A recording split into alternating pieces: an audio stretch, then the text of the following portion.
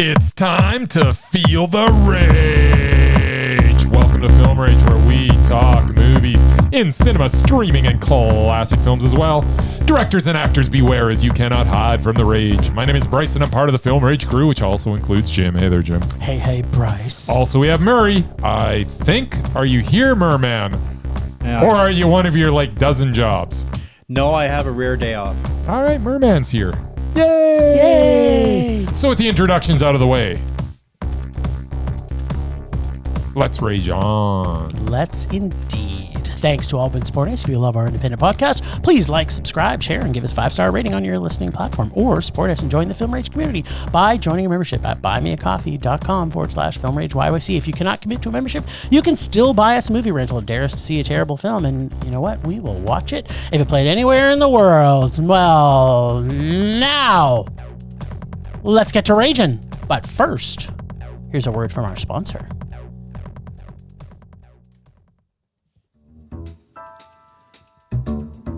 Hey, Bryce, what are you doing tonight?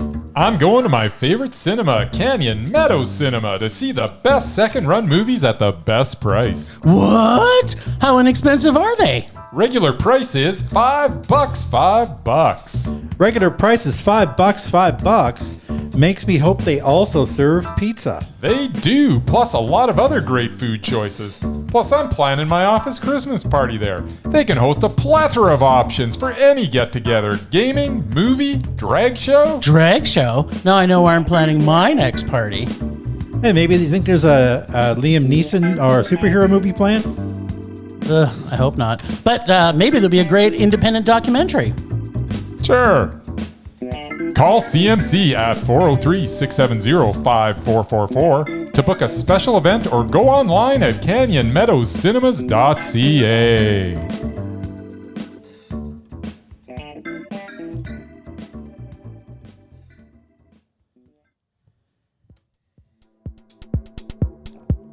You know what's groovy about today? Started off, it was 7 degrees when I got on my bike to ride to work today. And by the time I got home, I could have just been in my underpantaloons. It was hot. It was hot. Like bag stick hot, if you know what I'm saying. I can kind of figure it out, but I don't exactly know what you're saying. You do. You just don't want to say it. I know it's really hot. That's what you're getting at, but I don't know what bag stick hot is referring to. It means it's so hot that as my bag is dripping to my knees and it's stuck to my leg. Your bag of what? My bag of testicles. That's exactly what was stuck to my leg. To make him spell it out. Oh. He did. He asked for it. All right. You got it. For the record, I got it right away. Of course, because you're old like me and your testicles hang down below your knees. I also perspire quite a bit. There you go. All right then. So we saw 2 movies in cinemas. And thanks to Bryce, I would like to say, Yes. we got to see one before the other. Yes, and I'm glad we saw them in that order. As am I. So, The first one we saw was called Past Lives. yes, it was, Jim. Murray, did you get to see Past Lives? I know Korean dramas are your favorite genre. Even if I wasn't working for the last 5 days straight, I wouldn't have had time anyway. Ah. There was a lot of subtitles in this. That probably would be another reason I wouldn't have seen it. Lots. There wasn't that many subtitles. It was 90% subtitles. It wasn't 90% subtitles. One of them was You're like, 90% one subtitles. of them was like American or something. You're an American. But he spoke Korean. It was okay, well, what did Bryce think about this movie? Past Lives is a story of Nora and Hae Sung. They are 2 childhood sweethearts that were separated when Nora's family emigrated from Korea to Canada. Years pass, yet both of them still remember the connection they once had, and eventually they find each other online. Timing, as so often is the case, isn't right for them to get together, and they both live their lives thousands of miles apart. As Nora moves forward in her life, she moves to New York, meets Arthur, and gets married. After many more years, Hae Sung reaches out to Nora again as he's going to take a vacation to New York. She shows him the sights, introduces him to her husband, and then he goes home. That's pretty much the movie. Almost. But that cannot begin to describe the journey that you take as you witness these people's lives. This is the directorial debut for Celine Song, who also wrote this. In her debut, she just may have made the perfect film. The pace at which the story flows was perfect. The casting of the film was perfect, with Greta Lee as Nora and Teo Yu as Hae Sung, as well as some great performances from the kids that played young Nora and Hae Sung. Yeah, Sung Ah Moon and Sung Min Yim. This is a film of quiet moments where a line of dialogue could not have possibly said as much as these actors' eyes and gestures towards each other. The scene on the subway where their hands barely touch, or the scene at the park where they stare off into the distance but occasionally glance in each other's direction, said so much without saying anything at all. And the final scene of the film where Nora walks Hae Sung downstairs to his Uber is now one of my favorite scenes in the history of film. It is perfect. The walk on the street, the silence of watching them wait as a million thoughts run through each of their minds, as there is so much to say to each other, yet no words could possibly convey the overwhelming feelings that they had for each other. Perfect end to a perfect movie. If this isn't the best film of 2023, then we are in for a great rest of the year. Celine Song, Past Lives is a perfect mondo. Perfect. I wouldn't change anything in this movie. Well, let's find out if I would. Let's do that. The first thing to say in describing this film is wah, Wow. wah, Wow. wah, Wow. wah. This is not a love story, but more a story about 8,000 years of layered love stories, and moves at a pace that lasts 8,000 hours. Not often do we get an original story written with some of what might be a love story trope, but then not at all like that. There are deep and flirty conversations, and most of the story is told in a reactionary response to a thought, feeling, or conversation said by someone else. Everything is just allowed to slowly develop, and important scenes are broken up by long streaming shots of rainfall or landscape or reflection from a puddle. And all the characters are honest about their thoughts. Well, unless you are Korean and communicate in what is perceived in a Korean style from what we get from our lead, Greta Lee, as she explains why she might not be in love with her childhood boyfriend because he is too Korean.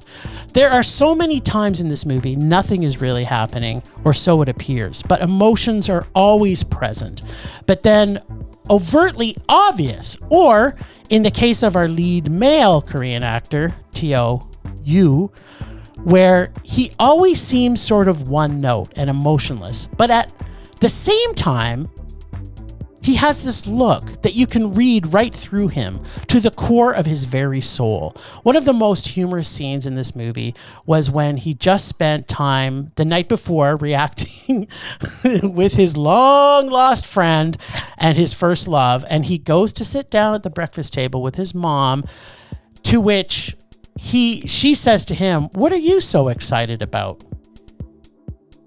When everybody else who's looking at him would have no clue, because he is normally an emotionless and very stoic individual. So much is said by what is not said, Yes. or the look of response on any of the characters' faces to anything from whoever else is in the scene with them. This story proves that once you are a little Korean girl who's a crybaby, you will always be a little Korean girl who is a crybaby. But you may not want to still live in Korea. It is culturally informative, visually stunning, artistically portrayed, from scenery from two of the most iconic cities in the world, Seoul and New York. Oh, and the film was Wah. Translated into English is Mondo. Yeah. And there's a few things I think we have to unpack. Like, I would 100% agree with you that I would not change anything about this film. As I was watching it, I kept thinking to myself, this is not like any love story that's been told that I can think of. I mean, it has all of the setups that you would think should be a love story, but it isn't really a love story. It's the type of film that if someone pitched it to a major studio, they'd say, "Get out of my office." Yeah, they would totally get it. They would totally say that. But it's so perfect. It's so beautiful. That last scene when she breaks down, I almost broke down. Oh no! I swallowed hard a couple times. Okay. It was so good. I can't.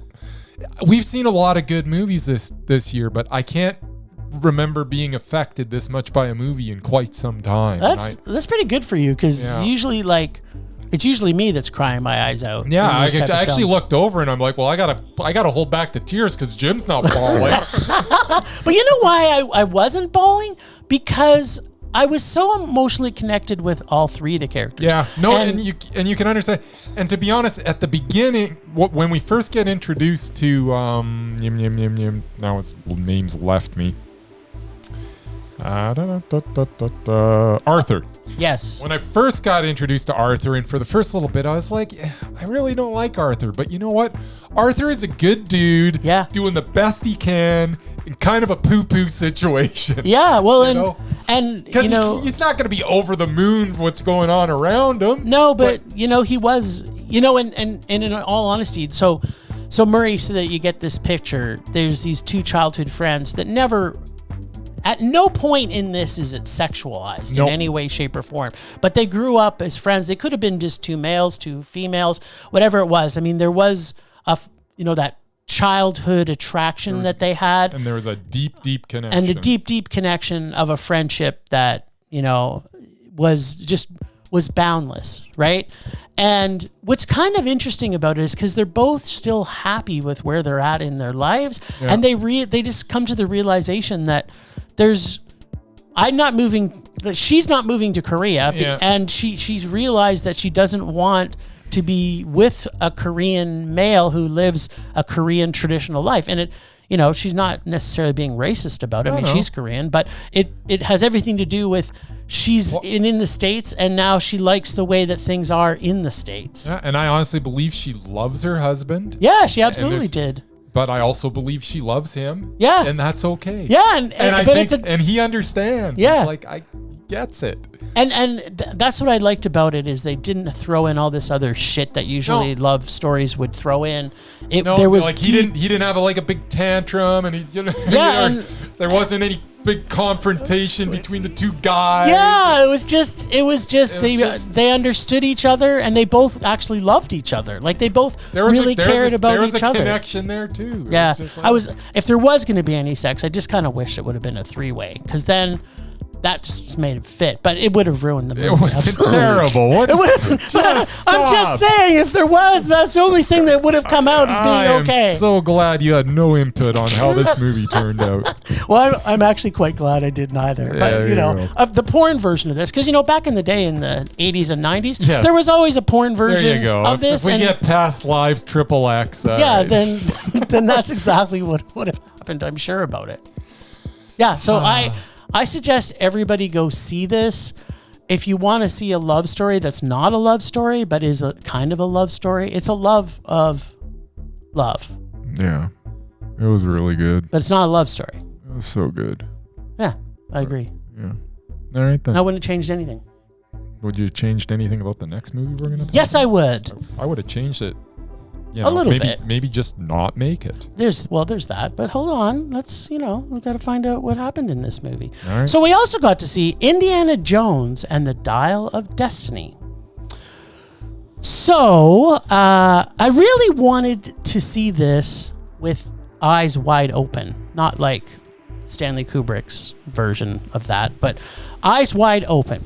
My eyes weren't wide open. No, they were wide open going into it. We had every belief that there was a possibility. There's a possibility. No, I honestly thought it could. I really wanted I wanted it to be okay. And, yeah. You know. Well, let's not give everything. Let's I give didn't away the say farm. anything. I just said that I wanted it to be okay. So I didn't want to have any my eyes weren't wide open by the end of it, by the way. preconceived ideas from any of the previous films. But then I remembered as I started to rewatch the original films in preparation of this. Did you really? Yeah, I watched them all. Oh my God. That they all have a similar story, structure, concept, and ultimately the same movie done over and over and over again.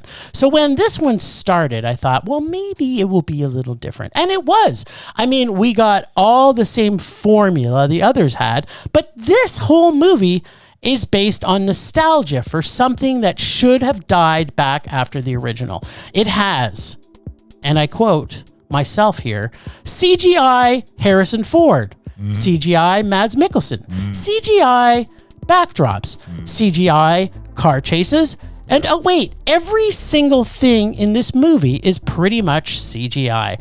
And probably the worst CGI I have ever seen in a movie I have ever seen. There were scenes in this, I thought it was back in the 1960s, or maybe 50s when the film was made, where was it intentionally made that the CGI was so bad that we thought we were watching a 1950s movie? Maybe that was their intent. Maybe. Kudos then. If they did, then I'm going to completely change my rating of this film. This is what truly made this one different than the previous films, because every single thing was CGI'd. Yeah. Every single line of dialogue, story arc, and surprise is not a surprise. And the predictable way, overdone and completely unbelievable that an 80-year-old man and all the hijinks we are put through could possibly happen. Yes, maybe that is the point, and I don't know, because I'm not wanting to see an 80-year-old person. It could be, yeah. But at no point did I worry about any of the main characters, because it's Disney and Lucas, and neither can create an original story for pretty much the last 30 years. There was absolutely nothing about this film that had any redeeming qualities whatsoever, nothing that I cared about, and all the characters were completely unlikable.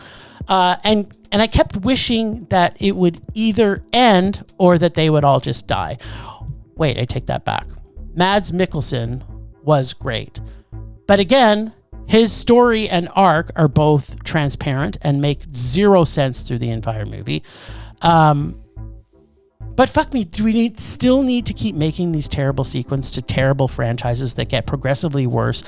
And every film that is made, I mean, they have a chase scene with a tuk-tuk that I swear is 20 minutes long, and it's so badly done with all the physics and awful CGI. It was pretty much unwatchable. Plus, every time you got a break to allow yourself to throw up from all the terrible motion sickness inducing awful CGI, they play that stupid Indiana Jones hook of the song.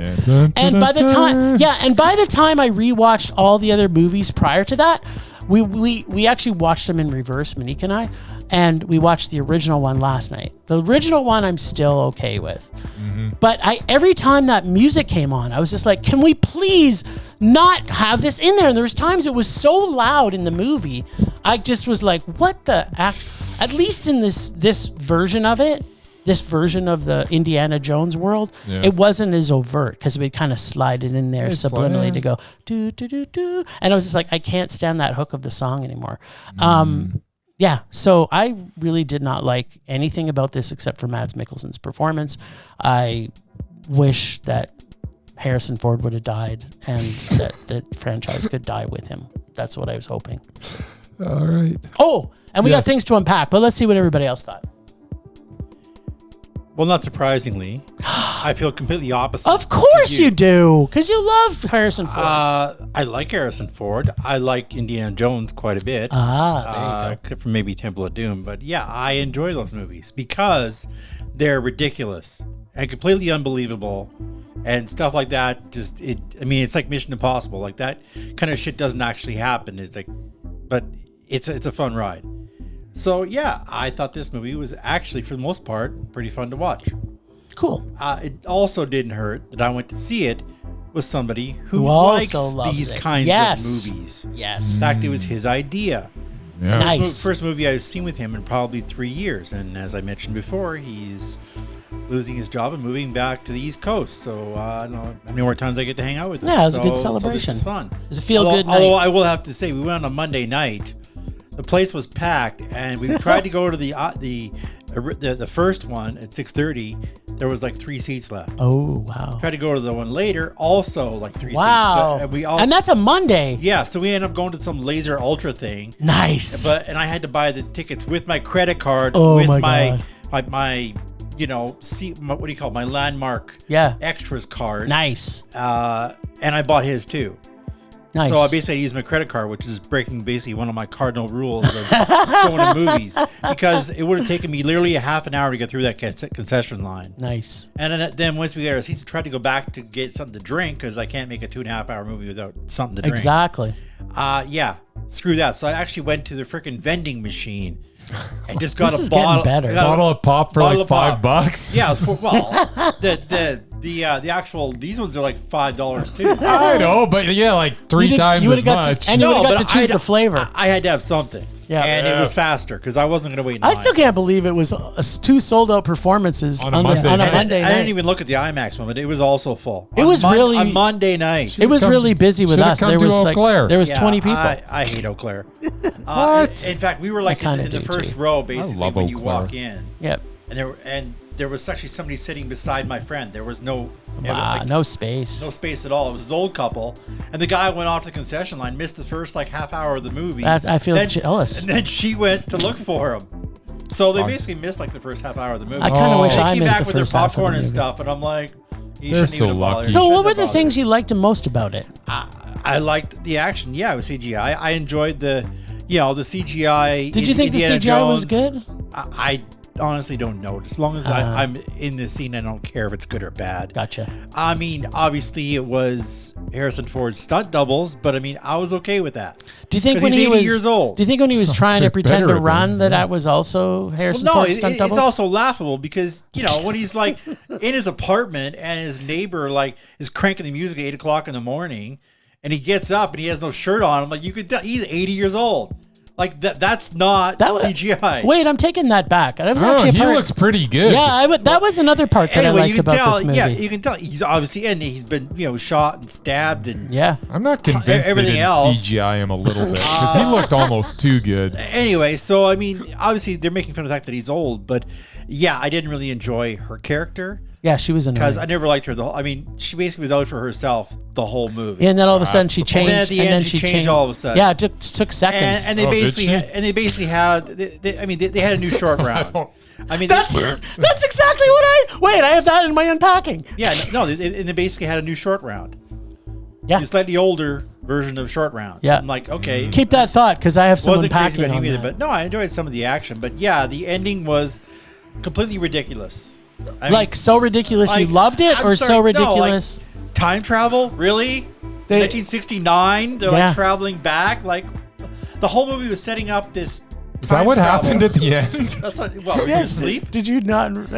Well, maybe. I don't know. Murray, maybe he didn't get any Maybe of it. he didn't get that. You know how confused he gets at these type of I movies. suppose. Yet if it has subtitles, he knows exactly what's happening. Yeah, But because he can read. ain't an action movie, no way. No. And It moves too and I fast. enjoyed the tuk-tuk scene. I don't remember seeing one like that before. I mean, there's been other types. I mean, even in a Bond movie, he had a chase scene in a little tiny Yeah. piece of shit But car. did you ever notice how fast a tuk-tuk could outrun a Mercedes? Well, yeah, 'Cause no, that happened to quite a few obviously times. they couldn't.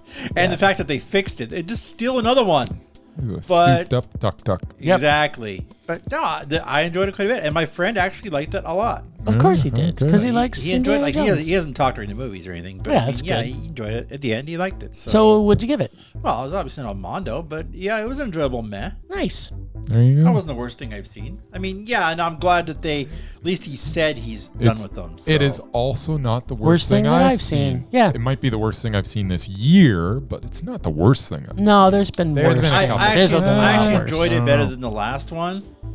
And one of the big reasons seen. Yeah. is that spoiler alert, they killed off Shia LaBeouf.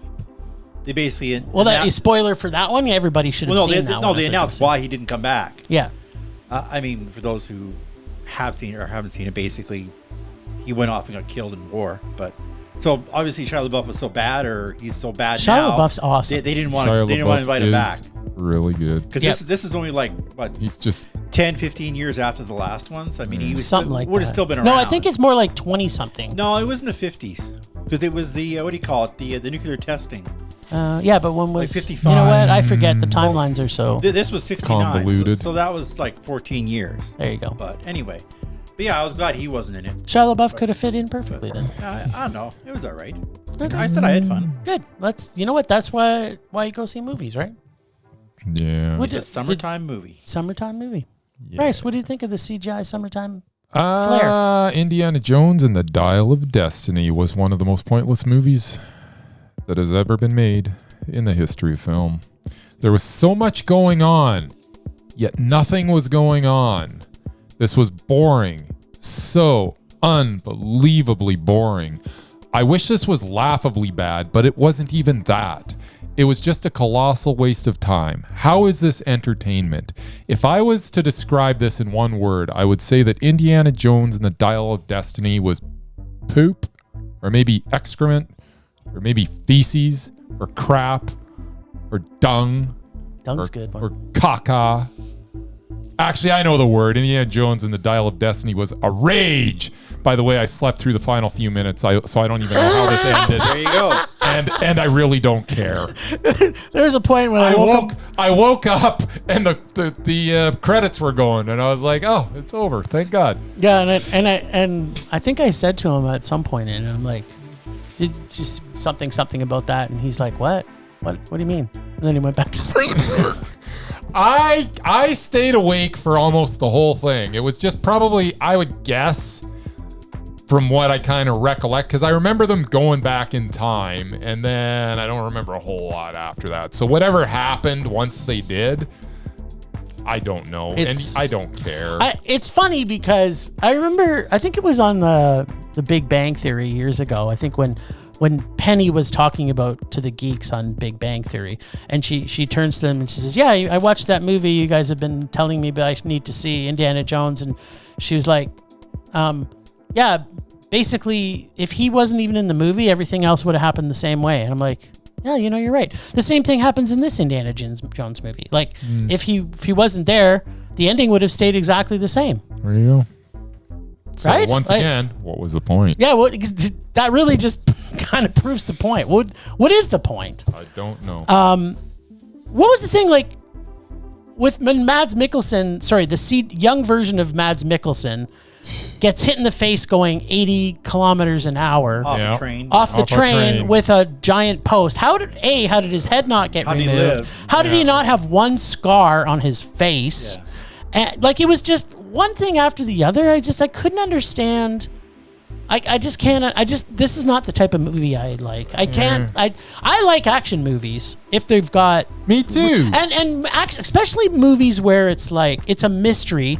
That it is a mystery that you with the audience. Every single thing in this was predictable. It was like this is exactly what's going to happen, and things that happened. It was just boring. But things that happened that shouldn't have been able to happen. So, for example, maybe one of the first times that Mads and crew show up, and she had pushed him to go to a different showing up. Just can't, like they didn't have tracking devices, so I wasn't sure how he would find them every time because she said no, you have to go this way to go find that thing, and then they said, "Ha ha ha! I tricked him. It's completely the other way." And then they're there for like 5 minutes, and he's there and kidnaps. Short round two? Short round 2.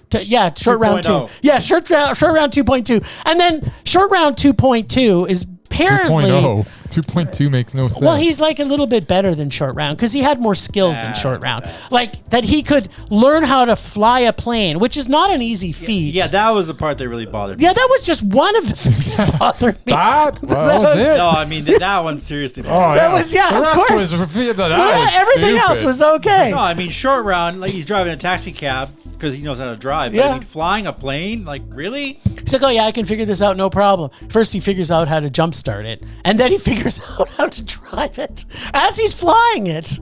Yeah, it was. I got this. Yeah, I guess It's like the Liam Neeson thing. And wait, because you talked about this last week. Was this on the old man Harrison Ford curve? Where does this lie? There's no Harrison Ford. How is there not you've got one for Gerard Butler? Because Gerard Butler deserves one. Because I believe Gerard Butler is still a good actor. So I'm gonna give him a break and rate his movies Harrison on a Ford curve. would be a good actor too. He has been a good actor. Because he can act. So can Harrison Ford.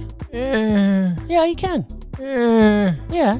He's okay. Remember seeing him in Witness? He was amazing in Witness. He was okay. No, he was fantastic. Yeah, he was good. He was good in Witness. Yeah, don't think of all his Indiana Jones and Star Wars crap. Think of the films he made where he wasn't just unoriginal and Disney schlock. There weren't action movies. Yeah, that he was actually acting. He was great in Apocalypse Now. Here's the thing. He was awesome in Apocalypse Now. Here's the thing. He's not great in it. Like, he's not. He can't. He's just terrible in these movies. Yeah, these movies, I agree, but these movies are terrible to start with. Sometimes I see glimpses with Gerard Butler. I was like, that scene, he can still act. Gerard Butler can act, and so can Harrison Ford. Just these movies are not good. They don't make any sense. I don't even know what we're talking about. I don't think he buys into it, especially the commercials that we would see. Remember, he was doing the commercials for this. He's like, "Ugh, I have to be in commercials for these things." Well, that's called acting.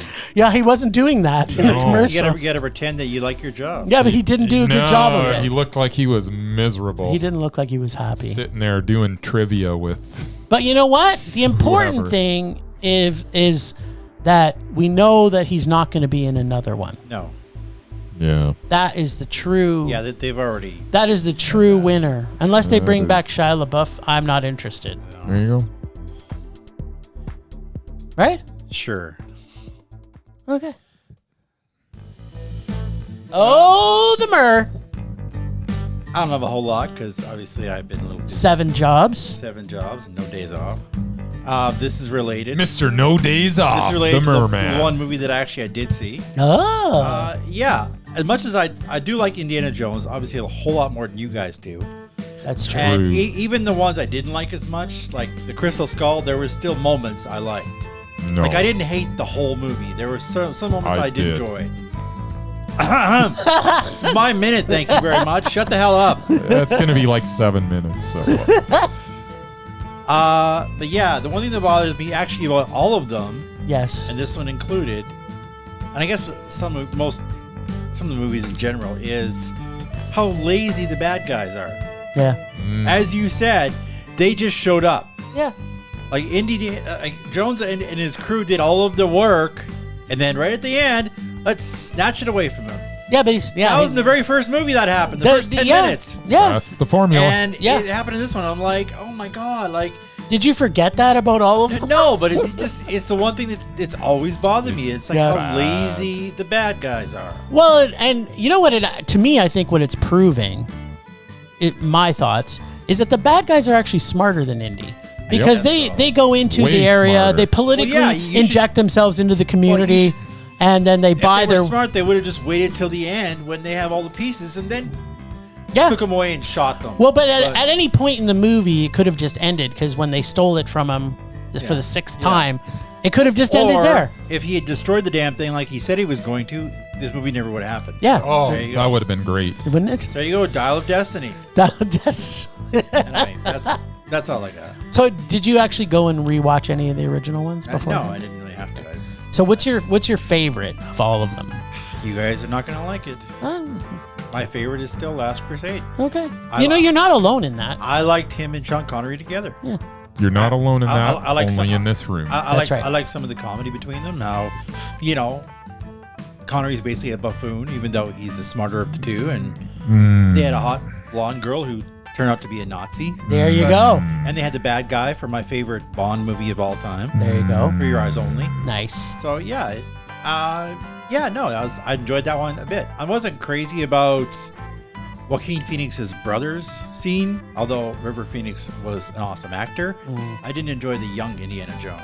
But once it got fast forwarded to Harrison Ford, I enjoyed the rest. And you got it. And you're like, woohoo! And I really didn't like Temple of Doom, other than Short Round. Yeah, Short Round is the whole movie. He made the whole movie. Yeah. But that whole voodoo crap, I didn't like that at all. But and Crystal Skull was just And the first one was? It was okay. Again, the thing that bothered me about the first one. Why are we still talking about Indiana Jones? It's important. Yeah, No, the bad it's guys not. just waited around for him to do everything, and then they would just take stuff away from him. Yeah, that's what they do. So yeah, but no, it was okay. There you go. Anyway, Look at that perfect timing. yeah, imagine that. Temperature rising. Vision blurring. Rage taking over.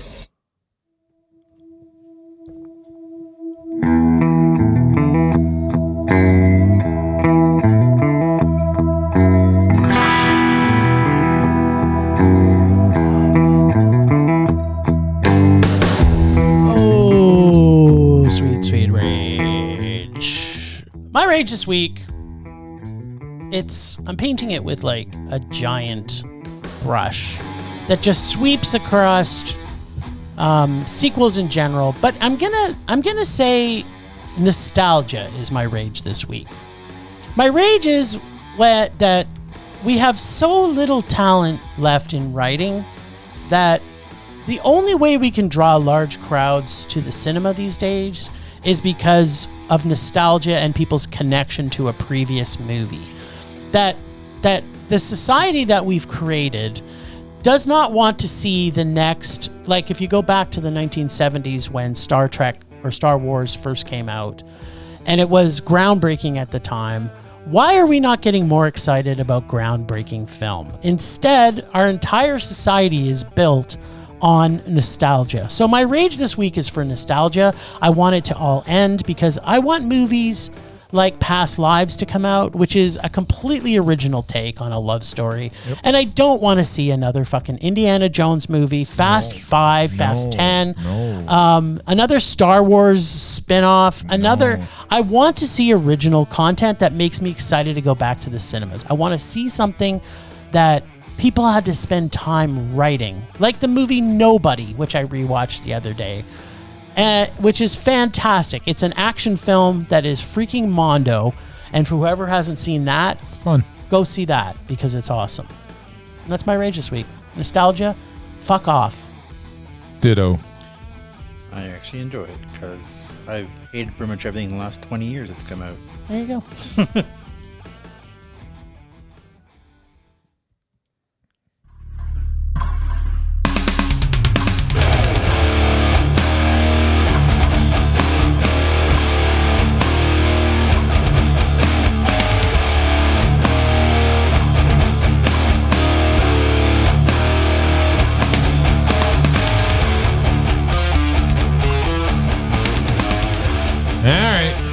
My rage this week is that we did not go to see Indiana Jones and the Dial of Destiny at a theater with comfy reclining seats, as it was awfully hard to fall asleep in the stationary seats of the theater we went to. I mean, it was so boring that I did nod off from time to time, and I did miss the very end of the film as I was out like a light. But I would have been able, if I had been in a comfortable recliner, I could have probably slept through the whole thing, which would have been a far, far more pleasant experience. But you know what? We wouldn't have got your fabulous review of 7/8 of the movie. That's true. Because you really haven't seen the whole movie. For all you know, my review is just calling it poop in different ways, though. For all we know, because this has happened with Bryce before, he's watched an entire movie and the last 10 to 12 minutes, it went from a rage to a mondo or a mondo to a rage. So you know what, Murray? I almost think we don't get to count his rating this week. That we have to wait till he goes and sees the rest of it. Oh, well, that's never going to happen. Because just because Murray didn't like the last part of the movie, maybe that's what made you like it, because you often think different than Murray.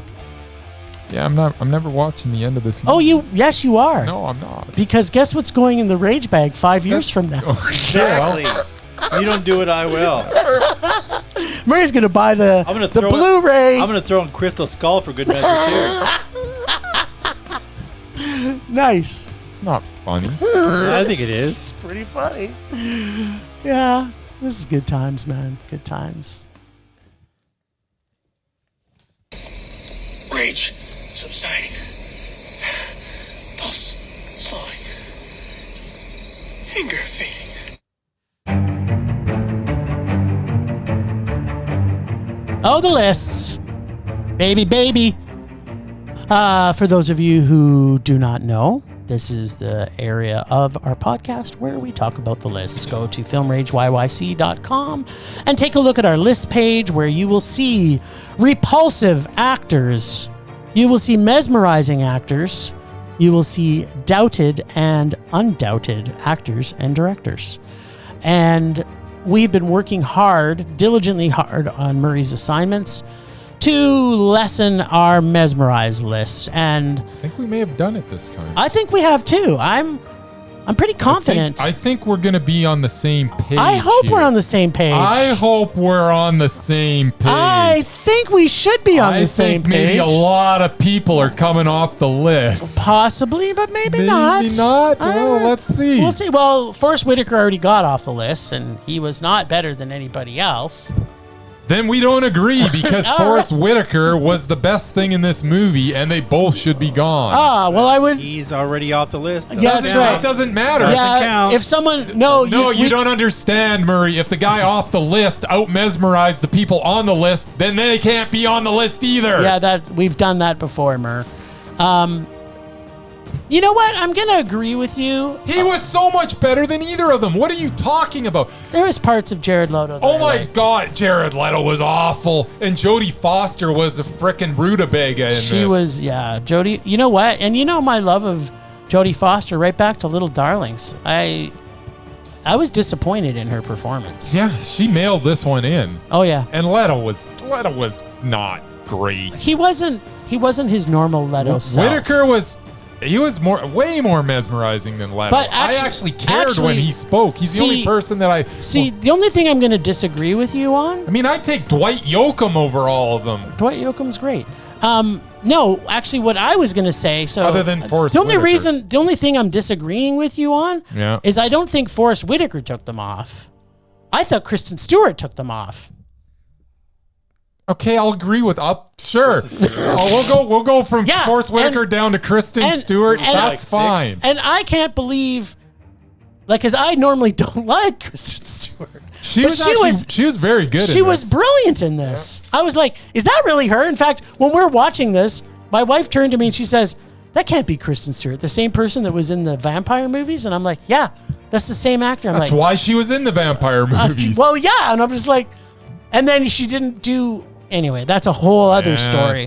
But as long as we're both in agreement. Okay, if Kristen Stewart. you know what? That didn't even cross my mind. But yeah, she was way better than both the other two. Yeah, and she was better than Forrest Whitaker. Nah, I don't. It doesn't matter. But no, she was. I just wanted you to agree with me. Well, I know you want me to agree with you. You always want me to agree. Well, not always. Never. But I normally don't want you to agree with me. No, I don't agree. But in this case, I actually thought Forrest Whitaker was one of two good things in this movie, and yes, Kristen Stewart was the other one. And if we're comparing Kristen Stewart to the other two actors, Leto and Foster, she out mesmerized them too. So, and we know she's not permanently mesmerizing. No, so.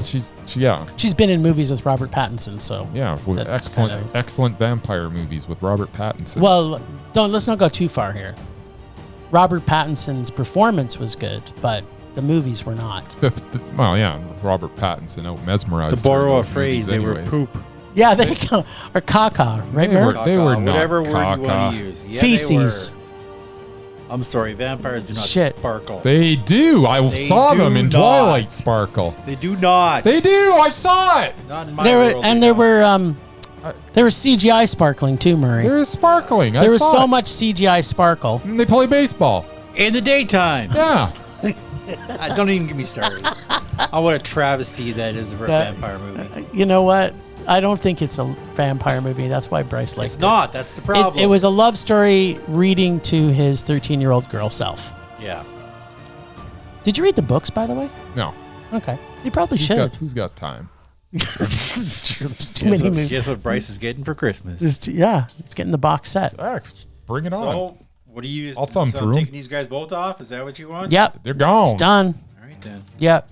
Everybody's gone. Yep. That's what we want anyways. Yeah, ultimately, that's really what we're shooting for. In the end, it would be lovely if there was like one person that's mesmerizing, and that's it. Well, we have two or three that are passed away now, so they're never... 5 or 6 people that are mesmerizing, and that's it. That's right. Not 176. Well, and then the ones we've dictated as mesmerizing for life. Yeah, there's like 3 or 4 of those, right? There's 5. There's 5. Yeah. Yeah. Do you want me to tell you who they are?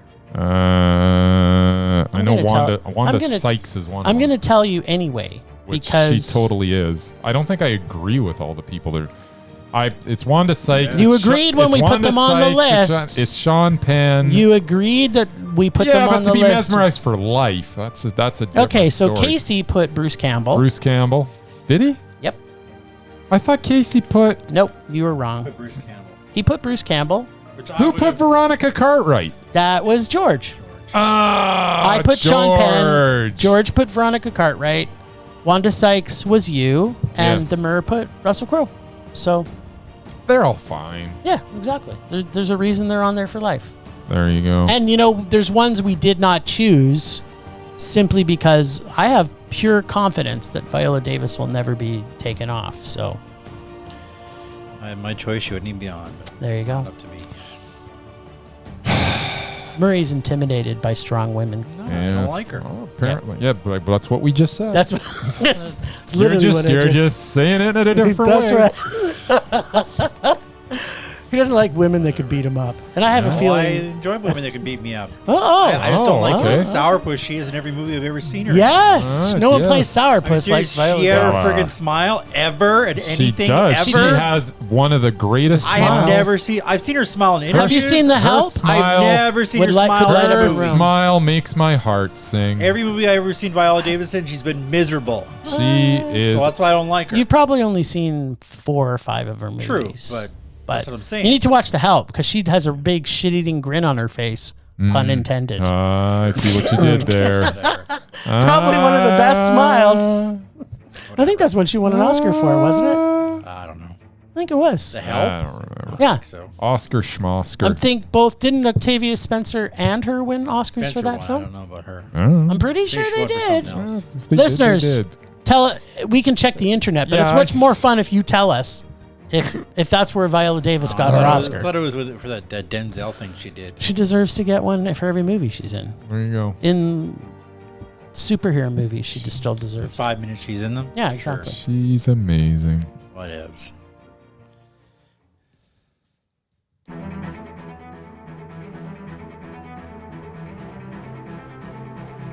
I scream, you scream, we all scream for ice cream.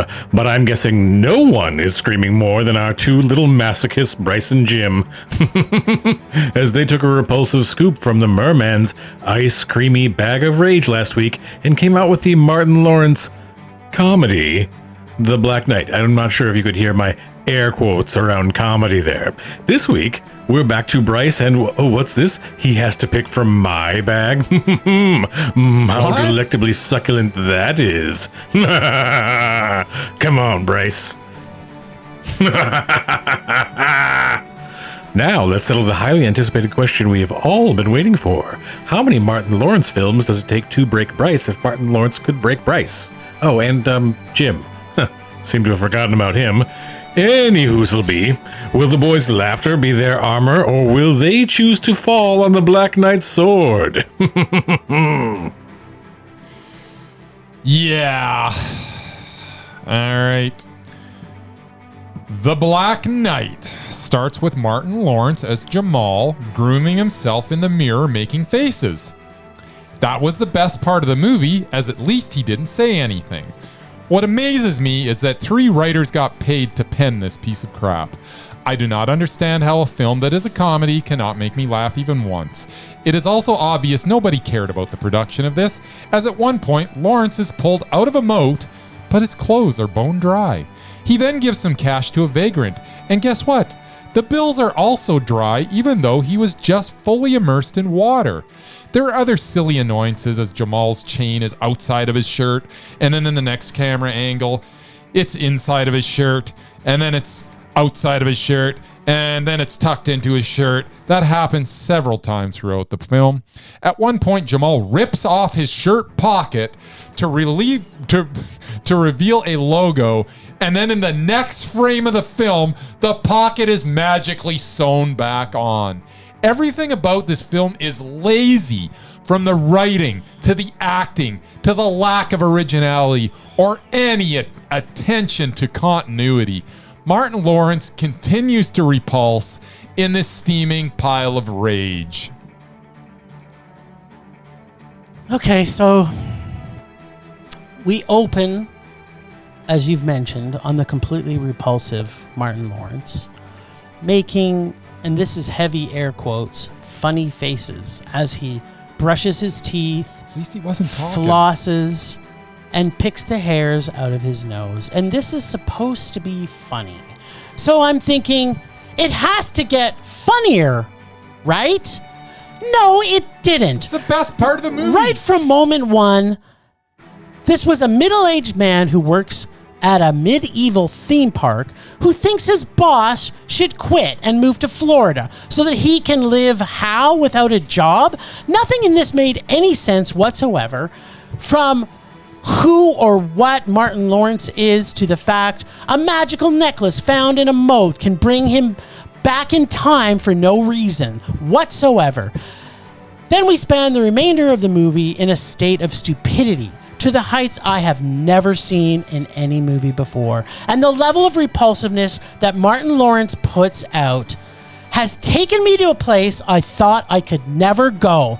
I am fucking done. I quit. I cannot stand seeing any more Martin Lawrence's films. I refuse to put myself through this level of torture again. I'm done. I'm not doing this anymore. I can't. No. I can't. Martin Lawrence was. No. You know what? You're I thought this would break fine. Bryce, but this movie's broken me. I'm done. I'm out of here. Like, no, I'm done. Jim, no. Jim is leaving the room. Jim is actually gone. Jim has left the building. All right, well, I can't disagree with anything he said.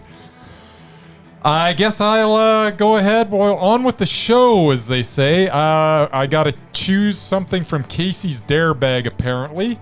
So, are you freaking kidding me? Did I not watch this already? Mamma Mia, Here We Go Again? Or did I just watch the first one? You might have saw the first one. Oh, for crying out loud. Well, I guess I get closure on whatever the hell happened in the first one. I laughed when I had to put that in the bag. Oh, dear Lord. All right, so next week I am going to be watching Mamma Mia, Here We Go Again. I'm hoping it's going to be with Jim. He's literally left the building. I guess we'll find out next week.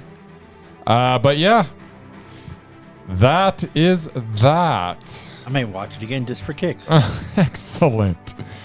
All right.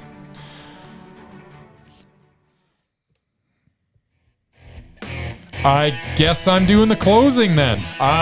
Thanks, Ragers, for listening. Thanks to the extended Film Rage family, who you can, see, I'm not used to doing this. Thanks to Film Rage family, who you. That's because this copy's terrible. It doesn't even have like the right English. Thanks to the extended Film Rage family, you can see all of the them all in our show notes. That's so much better. Thanks to Casey from The Nerdy Photographer for the voice of Rage or Dare. Find us on SM, whatever that means, everywhere at Film Rage YYC. Check out everything Film Rage at filmrageyyc.com, including our merch site for Redbubble and TeePublic. We're always wanting to make this a raging blast for all our listeners, so please comment, like, and subscribe, whatever that means, or send us an email to filmragecalgary@gmail.com. Dare us to see terrible movies to fuel our rage. But no matter what you do, please make us rage. Please, please. That's it for this week. Rage on! Rage on.